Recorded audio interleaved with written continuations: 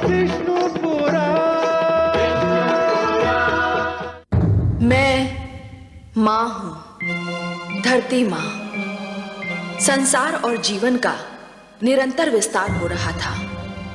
मेरे वासुदेव ने मानव कल्याण के लिए 4 वेदों को अपने मुख से जन्म दिया। दूसरी ओर ब्रह्मा सृष्टि का विस्तार कर रहे थे।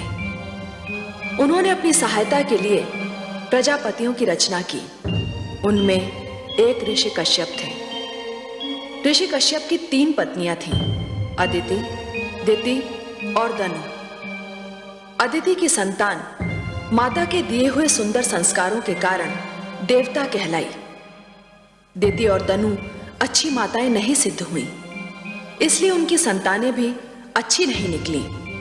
उनके संस्कारों के कारण उनकी संतानें क्रमशः असुर और दानव कहलाईं। इनमें दिति का पुत्र हैग्रीव घोड़े जैसे मुंह वाला मानव संस्कृति का सबसे बड़ा शत्रु था। यह संकट हर युग में रहा है कि बुरे लोग अच्छे नहीं बनना चाहते, बल्कि अच्छों को हानि पहुंचाना चाहते हैं, अच्छाई को मिटाना चाहते हैं। मुझे इसलिए हैग्रीव और उसके इरादों से डर लग रहा है। पर आज एक ऐसा दिन है जब मुझे डर से अधिक इस हर्ष का अनुभव हो रहा है कि आज एक योग्य संतान अपनी माता को सम्मान देने वाली है। ऐसा समारोह होने जा रहा है जिसमें भाग लेने को स्वयं भगवान विष्णु और माता लक्ष्मी भी व्याकुल हैं।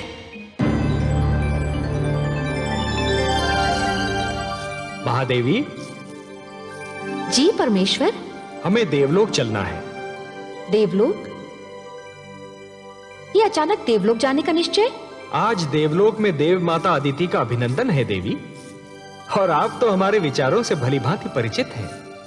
आप जानती हैं कि नारी का सम्मान हमारी दृष्टि में कितना महत्व रखता है। जानती हूँ परम श्रेष्ठ, जहाँ नारी का सम्मान होता है वहाँ आपका निवास होता है। हाँ देवी, यत्र नार्यस्तु पूज्यन्ते रमन्ते तत्र देवताः, और इसीलिए हमारा वहाँ उपस्थित रहना अनिवार्य है। तो फिर चलिए कमल नयन, मुझे भी ऐसे अवसर पर उपस्थित रहकर हार्दिक प्रसन्नता होती है। आइए। माता अदिति की, माता अदिति की, माता अदिति की, माता अदिति की, माता अदिति की, माता अदिति की, माता अदिति की, माता अदिति की, माता अदिति की, माता अदिति की, माता अदिति की, माता अदिति की, माता अदिति की। अभिनंदन देव माता, अभिनंदन। आप एक आदर्श माता है, आदर्श पत्नी है, आदर्श नारी है। मेरा प्रणाम स्वीकार कीजिए। मैं तो आपको और माता लक्ष्मी को देखकर धन्य हो गई त्रिलोकीनाथ। मेरे लिए तो आज का दिन मेरे जीवन का सर्वश्रेष्ठ दिन है। तो मेरे लिए भी है देवी। आज आपको आपके योग्य पुत्र सम्मानित कर रहे हैं, और मेरे लिए वो दिवस सृष्टि का सबसे श्रेष्ठ दिवस होता है जब संतान माता का अभिनंदन करती है। और आपने तो ऋषि कश्यप के प्रति अपने पत्नी धर्म को और अपनी संतान के प्रति अपने मातृत्व के धर्म को इतनी निष्ठा और गरिमा से निभाया है कि समस्त संसार को आपसे सीख लेनी चाहिए। देव माता तो मुझे मेरे पुत्रों ने बना दिया है, जिन्हें संसार देवता कहकर पुकारता है। परंतु सत्य इससे सर्वथा विपरीत है देवी। अर्थात? सत्य यह है कि संसार आपके पुत्रों को देवता इसलिए कहता है कि आपने उन्हें वो सारे संस्कार दिए जिन्हें पाकर ये देवता हो गए। मैंने तो उन्हें केवल माता का प्रेम दिया है सर्वेश्वर। निस्संदेह, परंतु माता का प्रेम वो विचित्र वस्तु है देवी, जो संतान को सुधार भी सकता है और संतान को बिगाड़ भी सकता है। आपने अपनी संतान को अच्छी शिक्षा दी, अच्छे आचार विचार दिए, अच्छाई और बुराई की पहचान कराई, जीवन जीने के ढंग सिखाए, उन्हें बुरी डगर पर चलने से रोका, उनकी हर भूल पर उन्हें टोका, और यही तो माता का वास्तविक प्रेम है। देवी, जिस प्रकार एक पौधे को अच्छे फलने फूलने के लिए सूर्य के प्रकाश, निर्मल जल और स्वच्छ वायु की आवश्यकता होती है, उसी प्रकार अपनी संतान को योग्य बनाने के लिए अच्छी शिक्षा, दीक्षा और मार्गदर्शन की आवश्यकता होती है, और यही तो सब आपने अपनी संतान को दिया। ये सब आप ही की कृपा है लक्ष्मी नारायण। नहीं देव माता, नहीं। जल को अपनी निर्मलता, वायु को अपनी शीतलता और पुष्प को अपनी सुगंध का ज्ञान नहीं होता। ये ज्ञान तो केवल उन्हीं को होता है जो जल को स्पर्श करते हैं, जो वायु का अनुभव करते हैं, जो पुष्प के समीप जाते हैं। हे देव माता अदिति, आप कितने महान हैं, इसका अनुमान कदाचित आपको नहीं है, परंतु आपके पुत्रों को है, संसार को है और मुझे है। बल्कि आपके मातृत्व को देखकर तो मुझ जैसा अजन्मा भी आपकी कोख से जन्म लेना चाहता है। हे त्रिलोकीनाथ, आपके सुंदर मुख से ये मधुर वाणी सुनकर मेरे हृदय की जो दशा है उसका वर्णन करने के लिए मेरे पास शब्द ही नहीं है। मेरा मन प्रसन्नता से फूला नहीं समा रहा। आपकी माता कहलाने से बड़ी उपलब्धि और क्या हो सकती है? जिसे ये स्थान मिल जाए त्रिलोक में, उसकी तुलना कोई नहीं कर सकता। तब हे देव माता अदिति, मैं आपको यह वचन देता हूं कि आपका पुत्र कहलाने का सौभाग्य अवश्य प्राप्त करूंगा। मैं धन्य हो गई त्रिलोकीनाथ। मैं उस दिन की प्रतीक्षा करूंगी। जाने की अनुमति दीजिए।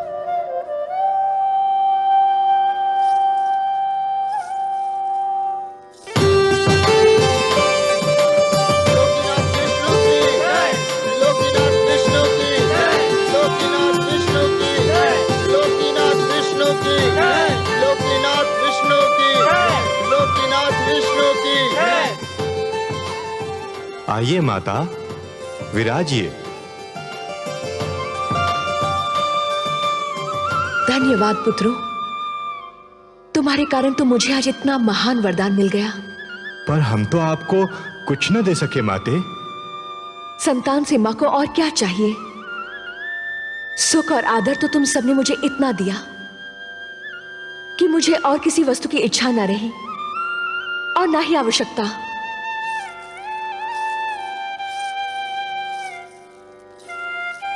हम चाहते हैं कि हम आपकी और सेवा करें माते। हम चाहते हैं कि आप अब यहीं रहे देवलोक में। हाँ माते, अब आप यहीं रह जाइए। पुत्रों, नारी का देवलोक वही होता है जहां उसका पति निवास करता है, और मेरा देवलोक मेरी धरती है जहां मेरे पति और तुम्हारे पिता प्रतीक्षा कर रहे हैं। तुम सब तो हर पल मेरे साथ हो, क्योंकि मेरे मन में हो। मुझे भी सदैव अपने मन में रखो, मैं भी तुम्हारे साथ रहूंगी।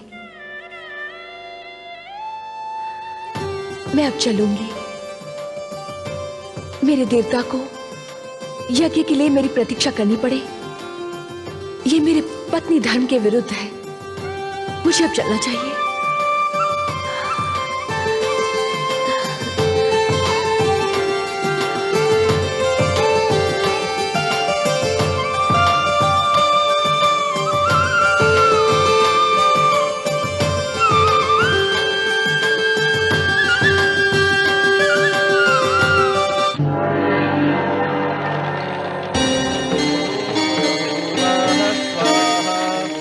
तत्सावितुर्वरेण्यं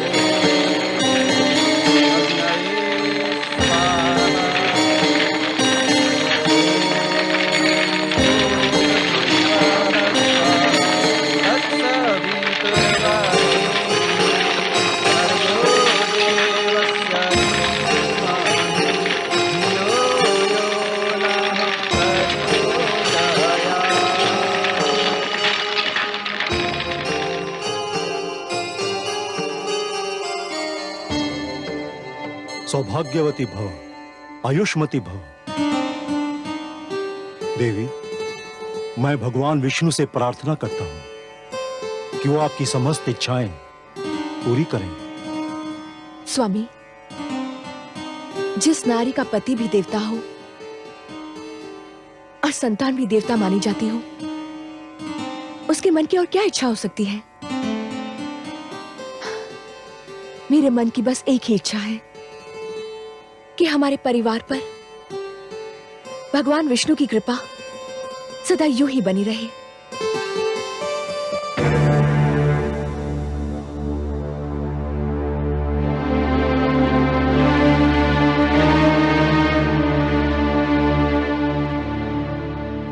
आप दोनों अब आ रही हैं, जबकि यह यज्ञ संपन्न हो चुका है।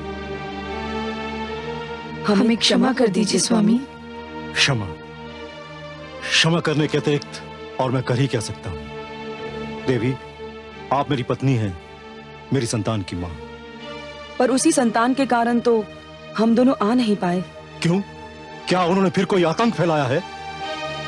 घर में उन्हीं लोगों का तांता बंधा हुआ था जिनको हमारी संतान ने पीड़ित कर रखा है। हमारी समझ में ये नहीं आता कि आपकी तीनों संतानों में आप ही का रक्त है। फिर ऐसा क्यों है कि देवी अदिति के पुत्र देवता कहलाते हैं और संसार मेरी संतान को असुर और देवी दनु की संतान को दानव कहकर पुकारता है? पिता का रक्त संतान का शरीर बनाता है देवी। उसका चरित्र, उसका भविष्य माता की गोद ही बनाती है। माता की गोद शिशु की प्रथम और महानतम पाठशाला होती है। संस्कारों की नींव माता की गोद में ही पड़ती है और उसी पर चरित्र का महान भवन खड़ा होता है। शिशु अपनी माता की उंगली थामकर पहला पग उठाता है और यही पहला पग उसका भविष्य निर्धारित करता है। अदिति को ही देखिए, उन्होंने अपनी संतान को वो शिक्षा दी, वो संस्कार दिए, आज उन्हें श्रेष्ठ माना जाता है, देवता कहा जाता है। प्रभु की अनुपम देन है माता तेरा प्यार, तेरी गोदी में मिले जीवन को आकार। माँ से जो शिक्षा मिले वही बने संस्कार। माता के आशीष पर गर्व करे संसार, गर्व करे संसार। और आप दोनों ने अपनी संतान की शिक्षा की ओर कोई ध्यान नहीं दिया, उन्हें कभी बुरे कर्मों से रोकने की चेष्टा नहीं की। लाड प्यार करके उन्हें इतना बिगाड़ दिया कि आज वो आपकी भी नहीं सुनते। मैं उनको नहीं, आपको दोषी समझता हूं। और देवी धनु, आपके पुत्र हयग्रीव ने धरती पर वो उत्पात मचा रखा है कि संसार उससे पीड़ित है और मैं उससे लज्जित हूं।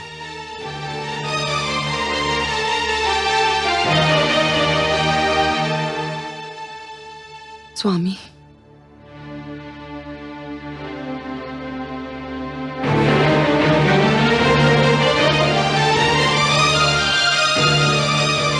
देवी अदिति, आप ही कोई उपाय बताइए कि मैं क्या करूं। हयग्रीव को समझाइए बहन कि वो हिंसा और अत्याचार का मार्ग छोड़ दे।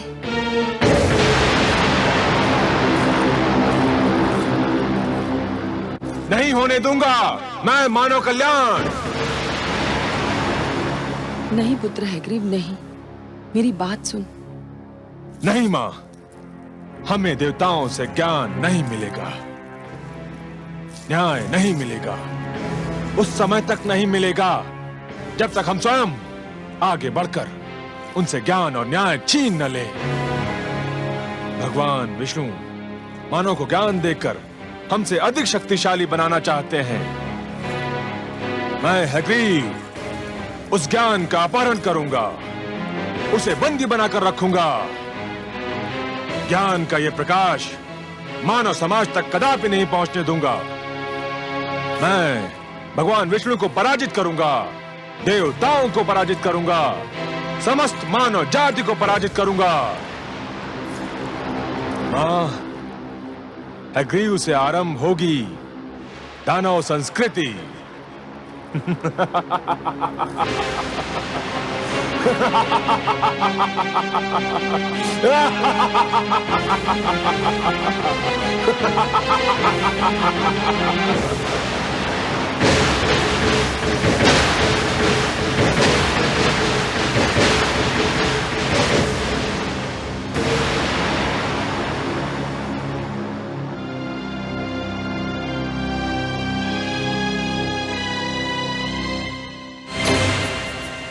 ऋग्वेद, यजुर्वेद, सामवेद, अथर्ववेद, मेरे निकट आइए।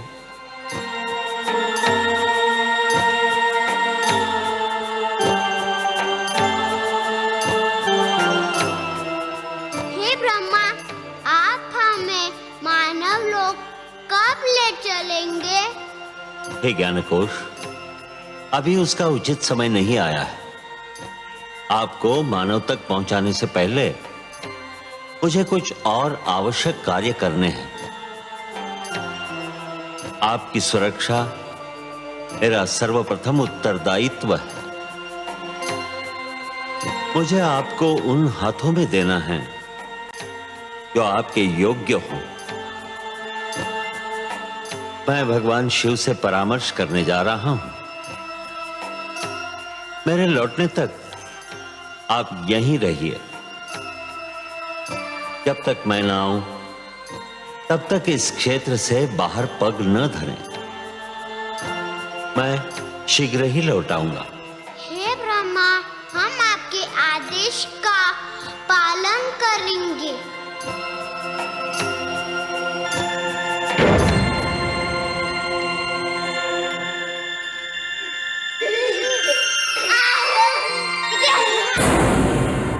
दानवराज हयग्रीव की, दानवराज हयग्रीव की, दानवराज हयग्रीव की, दानवराज हयग्रीव की, दानवराज हयग्रीव की, दानवराज हयग्रीव की, दानवराज हयग्रीव की, दानवराज हयग्रीव की, दानवराज हयग्रीव की, दानवराज हयग्रीव की।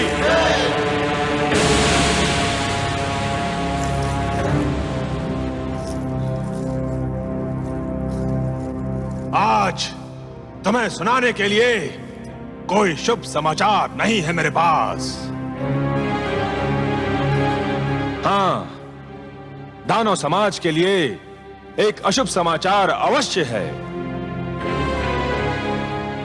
देवता तो सदा से ही हमसे अधिक श्रेष्ठ और ज्ञानी माने जाते रहे, और अब देवताओं के मित्र विष्णु ने मानव को भी हमसे अधिक श्रेष्ठ और ज्ञानी बनाने के लिए 4 वेदों को जन्म दिया है। और विष्णु ने इन 4 वेदों को मानव तक पहुंचाने का कार्यभार ब्रह्मा को सौंपा है। और इस समय वो 4 वेद ब्रह्मा के पास हैं। ये हम दानवों के विरुद्ध षड्यंत्र है। ये देवताओं का मानव के प्रति पक्षपात है। इसे किसी प्रकार रोकिए। रोकूंगा, अवश्य रोकूंगा। जब तक मैं जीवित हूं, ज्ञान का यह प्रकाश मानव जाति तक कदापि नहीं पहुंचने दूंगा। मारक, घातक, पीड़क, हिंसक,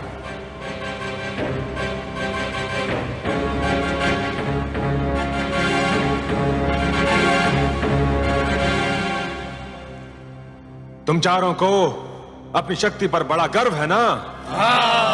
आज तुम सबकी शक्ति की परीक्षा है।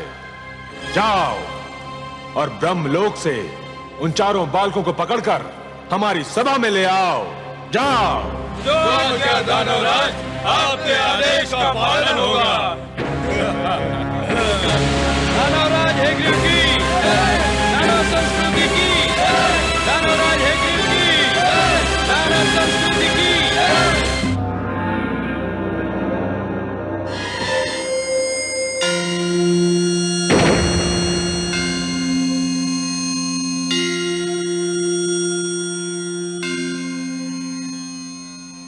प्रणाम आदि प्रजापति ब्रह्मदेव। प्रणाम भोलेनाथ। शिवलोक पधार कर आपने मुझे धन्य किया। मैं आपसे कुछ परामर्श करना चाहता हूँ शिव शंकर। आपको सहयोग देकर मुझे प्रसन्नता होगी। हे महेश, भगवान विष्णु ने 4 बालकों के रूप में अपनी वाणी मुझे सौंपी है और आदेश दिया है कि मैं इसे मानव तक पहुंचा दूं। ये तो आपके लिए कोई कठिन कार्य नहीं है। कठिन कार्य तो नहीं है, पर एक दुविधा ने मुझे आ घेरा है। दुविधा? और आपको? हाँ भोलेनाथ, आप तो भली भांति जानते हैं कि धरती पर क्या उत्पात मचा हुआ है। युद्ध, छल, कपट, भ्रष्टाचार, अत्याचार से धरती की दशा दयनीय हो गई है। एक मानव दूसरे मानव के रक्त का प्यासा हो रहा है। ऐसे मानव को भगवान विष्णु की दी हुई ये महान वाणी, यह अनुपम भेंट मैं कैसे सौंप सकता हूं भला? तो फिर आपने क्या निर्णय किया? कोई निर्णय लेने से पहले मेरे लिए आपकी स्वीकृति की आवश्यकता है। मेरी स्वीकृति? हाँ शिव शंकर, इस सृष्टि की रचना मैंने की है, परंतु इस सृष्टि में बहुत सी ऐसी वस्तुएं भी जन्म ले चुकी हैं जो अनचाही हैं। मैं इस सृष्टि में परिवर्तन चाहता हूं। भगवान विष्णु के आप्त वचन को मानव तक पहुंचाने से पहले मैं चाहता हूं कि धरती से कुरूपता, पाप, अन्याय तथा अवगुण का विनाश हो जाए। और हे महेश, यह कार्य तो केवल आप ही कर सकते हैं। हे आदि प्रजापति, इस धरती पर रूप और कुरूपता, न्याय और अन्याय तथा गुण और अवगुण एक दूसरे में इस प्रकार समाये हुए हैं, यदि एक को मिटाया जाए तो दूसरे का भी कुछ अंश मिट सकता है। पुण्य और पाप एक दूसरे में इस प्रकार उलझ गए हैं, यदि एक पर चोट की जाए तो दूसरे को भी हानि पहुंच सकती है। यह क्षेत्र आपका है भोलेनाथ, कोई और इस कार्य में हस्तक्षेप कर ही नहीं सकता। यह निर्णय केवल आप ही कर सकते हैं कि किसको नष्ट किया जाए और किसकी सुरक्षा की जाए। आप जो निर्णय करेंगे वही उचित होगा, परंतु निर्णय तो आपको करना ही होगा।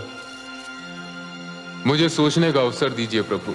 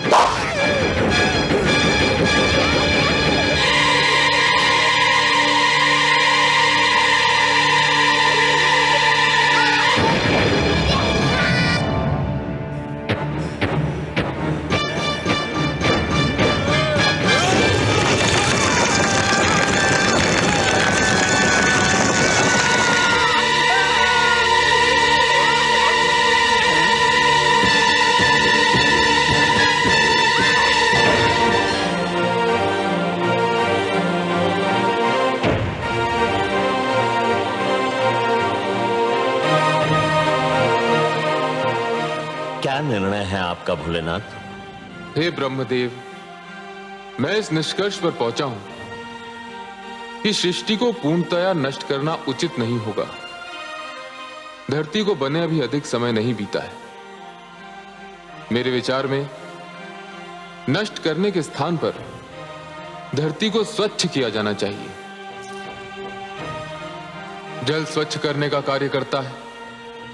जिस प्रकार मनुष्य जल में स्नान करके अपने शरीर पर जमे मैल को दूर कर देता है, ठीक उसी प्रकार यदि धरती जल में डूबकर उभरे तो उसकी समस्त बुराइयां धुल जाएंगी जो आपको अनचाही लग रही हैं। परंतु धरती तो जल में डूबकर उभर आएगी, पर उस पर बसी मानव जाति का क्या होगा? मैं नए मानव को जन्म दूंगा।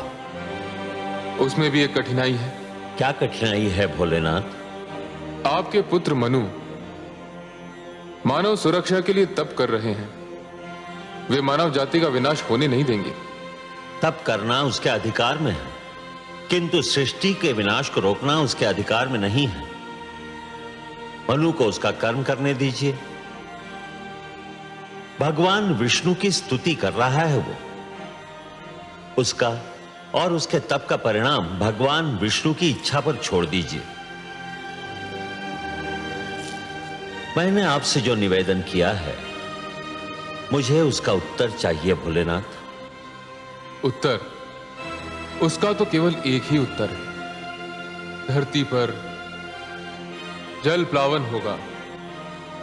हे शिव, मैं आपको प्रणाम करता हूं।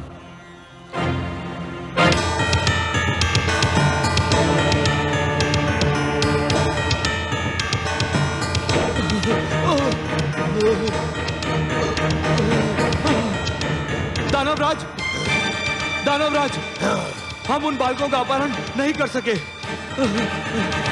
3 दानव ब्रह्मलोक में मारे गए। मैं किसी प्रकार अपने प्राण बचाकर यहाँ पहुंचा हूँ। कायर, तू भी वही क्यों नहीं जलकर भस्म हो गया? मैं भी मर जाता तो ये सूचना आपको कौन देता दानवराज? सूचना समाप्त हो चुकी ना? तो फिर अब तेरा कार्य भी समाप्त हो गया। अब तुझे जीवित रहने की कोई आवश्यकता नहीं।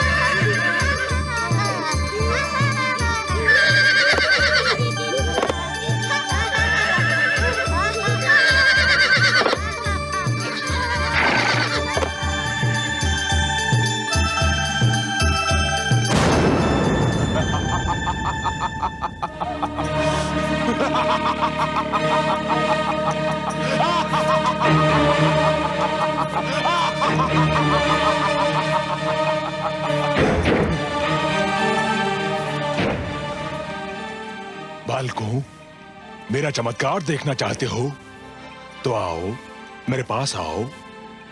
हम यहाँ से बाहर नहीं जा सकते। क्यों? क्यों नहीं आ सकते? भगवान ब्रह्मदेव का आदेश है कि हम इस क्षेत्र से बाहर पग भी न धरे। अरे वो तो महाकपटी है, तुमसे छल कर रहा है। ब्रह्मा जैसे महान देवता के लिए अशुभ शब्द मुख से निकालते हुए तुम्हें लज्जा नहीं आती? लज्जा?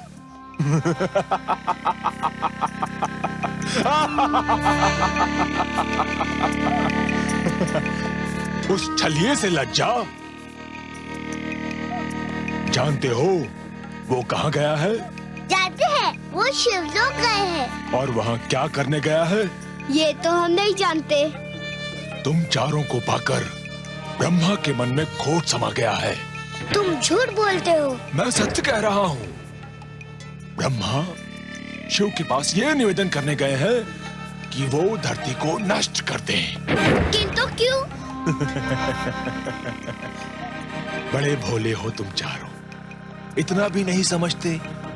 सीधी सी बात है, धरती नष्ट हो जाएगी तो मानव भी नष्ट हो जाएगा, और मानव नष्ट हो जाएगा तो तुम चारों सदा के लिए ब्रह्मा की संपत्ति बन जाओगे, और वो तुम चारों को दास बनाकर रखेगा। हम कैसे मान ले कि तुम सच बोल रहे हो? इसीलिए तो मानव समाज ने मुझे यहाँ भेजा है कि मैं तुम चारों को ब्रह्मा के पंजे से मुक्त करा के उसके पास पहुंचा दूं जिसकी तुम धरोहर हो।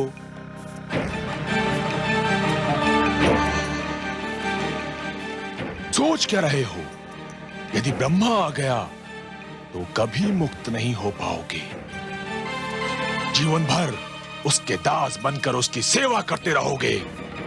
व्यर्थ सोच विचार में समय नष्ट ना करो। मेरे साथ चलो, आओ आओ। मैं तुम्हें वचन देता हूं कि मैं तुम्हें इसी समय मानव के पास पहुंचा दूंगा। मानव बहुत समय से तुम्हारी प्रतीक्षा कर रहे हैं। आओ, मेरे पास आओ, आओ, आओ।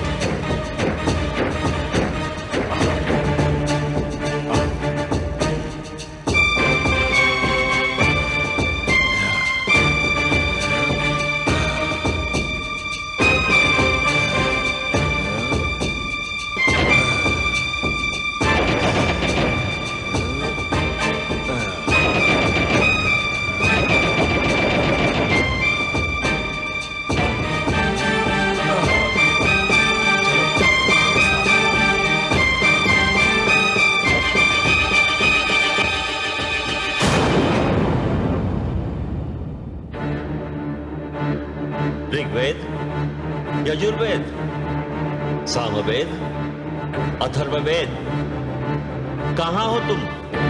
कहाँ हो? सामवेद, अथर्ववेद, ऋग्वेद, यजुर्वेद, कहाँ गए तुम लोग?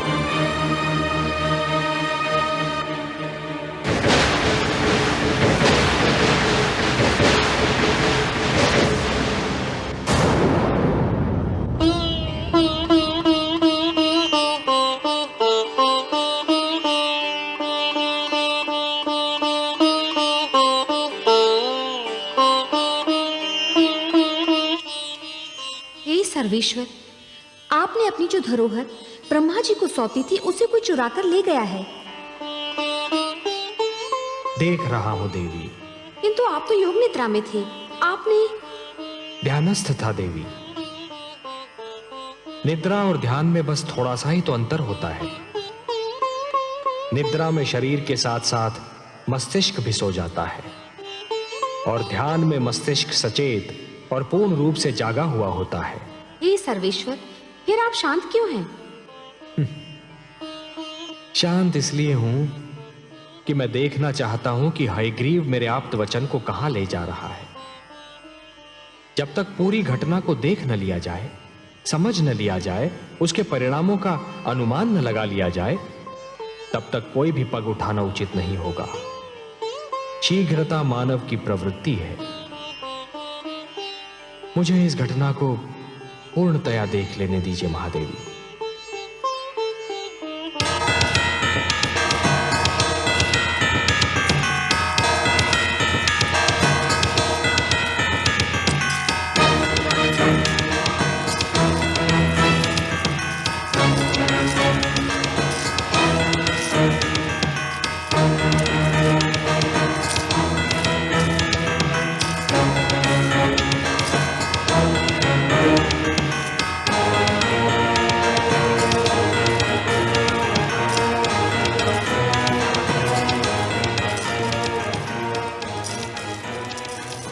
तुम कौन हो और हमें कहाँ ले आए हो? मैं अग्रीव दानव हूँ और ये मेरा भवन है और तुम चारों अब सदैव यहीं रहोगे। तुम कपटी हो। तुमने हमारे साथ छल किया। तुम्हें अपने अधिकार में लेने के लिए मैं कुछ भी कर सकता था, पर भगवान ने हमें मानव के लिए बनाया है। हम मानव कल्याण के लिए रचे गए हैं। हमें मानव के पास जाना है। अब तुम कहीं नहीं जाओगे। बड़ी कठिनाई से तुम्हें प्राप्त किया है। अब देखता हूँ मानव हमसे अधिक शक्तिशाली कैसे बनता है। तुमने हमें मुक्त नहीं किया तो भगवान विष्णु तुम्हारा सर्वनाश कर देंगे।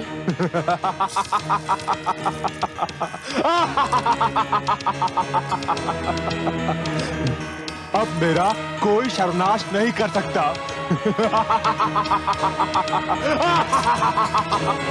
और यदि तुम में से किसी ने भी यहां से भागने का प्रयत्न किया तो तुम सबको नष्ट कर दूंगा।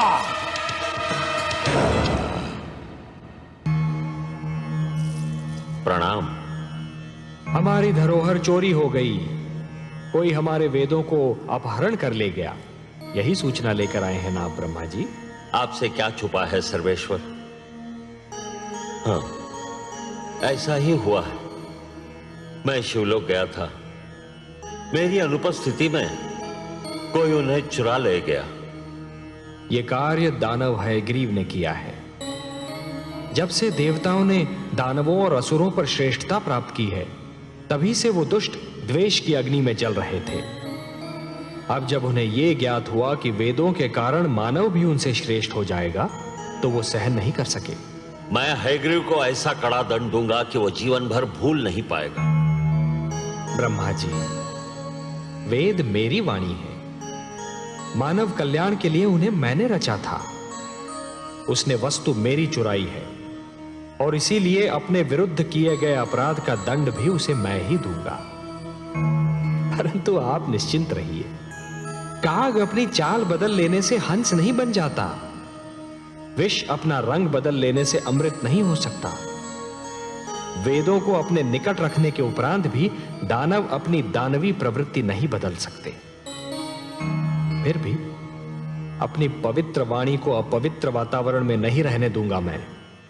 यह मेरा संकल्प है। जो संस्कारहीन है वो ज्ञान तक पहुंचकर भी अज्ञान के अंधकार से बाहर नहीं निकल सकते। हे जनार्दन, एक और विचार भी मुझे व्याकुल कर रहा है। मेरे अनुरोध पर भगवान शिव ने पृथ्वी को जलमग्न करने का निर्णय लिया है। दूसरी ओर मनु ने सृष्टि की सुरक्षा के लिए आमरण व्रत रख लिया है। धरती के जलमग्न होने में अधिक विलंब नहीं है। आपके पुत्र मनु की इच्छा और हमारा उद्देश्य एक ही है। उसकी इच्छा है मानव कल्याण और वही हमारा भी उद्देश्य है।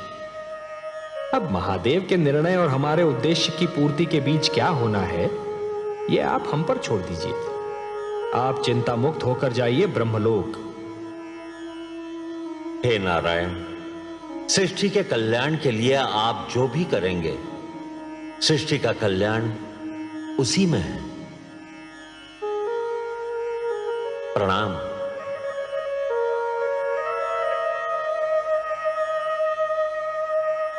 हे प्रभु, अब क्या होगा? आप क्या करेंगे? ब्रह्मापुत्र मनु का क्या होगा?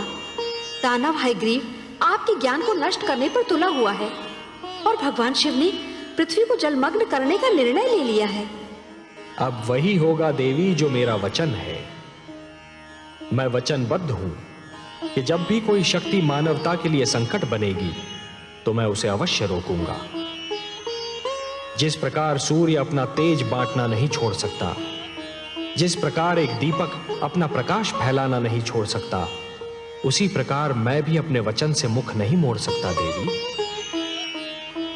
अब मेरे प्रथम अवतार का समय आ गया है देवी।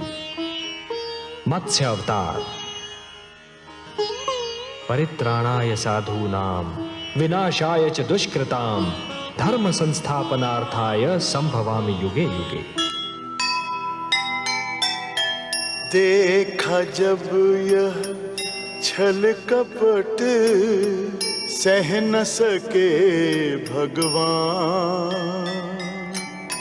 दानव रोक ना पाएगा मानव का कल्याण।